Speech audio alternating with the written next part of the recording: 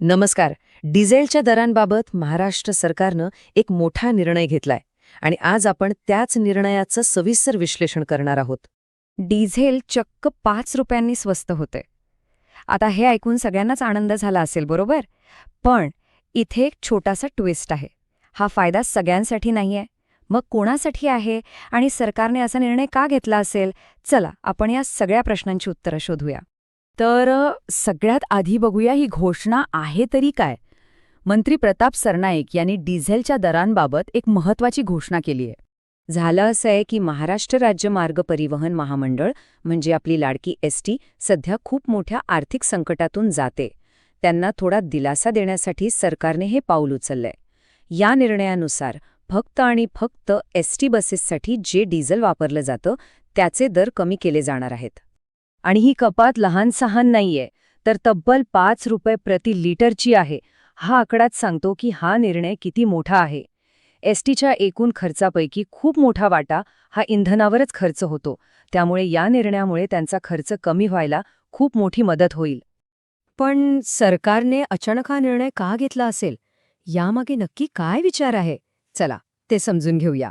इथे आपल्याला ह्या निर्णयामागची 3 मुख्य कारणं दिसतात. पहिलं म्हणजे इंधनावरील आवाढव्य खर्च कमी करणं. दुसरं, यातून एसटीची आर्थिक परिस्थिती सुधारेल. आणि तिसरं, जे खरं तर सगळ्यात महत्त्वाचं आहे, ते म्हणजे गावाखेड्यातली बस सेवा सुरू राहील, कारण लाखो लोकांसाठी एसटी म्हणजे त्यांची जीवनवाहिनी आहे. ठीक आहे, निर्णय झाला. पण याचा नेमका परिणाम काय होणार आणि याचा फायदा नक्की कोणाला मिळणार? हे बघा, हे अगदी सरळ गणित आहे. एसटीचा खर्च कमी होईल. खर्च कमी झाला की बस सेवा जास्त नियमितपणे आणि वेळेवर चालवणं शक्य होऊ शकतं. आणि याचा शेवटचा आणि खरा फायदा कोणाला? तर ग्रामीण भागातल्या प्रवाशांना, ज्यांना चांगल्या सुविधा मिळतील. आता आपण या विश्लेषणाच्या सगळ्यात महत्त्वाच्या भागाकडे आलो आहोत. एक गोष्ट आहे जी सगळ्यांनी व्यवस्थित समजून घेणं खूप गरजेचं आहे. आणि इथेच सगळ्यात मोठा खुलासा आहे. डिझेलच्या दरातली ही 5 रुपयांची सूट फक्त आणि फक्त एसटी महामंडळाच्या बसेससाठीच लागू होणार आहे. म्हणजे सर्वसामान्य वाहनधारकांना, ज्यांच्याकडे स्वतःच्या गाड्या आहेत, त्यांना यातून काहीही फायदा मिळणार नाही. हा मुद्दा लक्षात घेणं खूप महत्त्वाचं आहे, नाहीतर मोठा गैरसमज होऊ शकतो.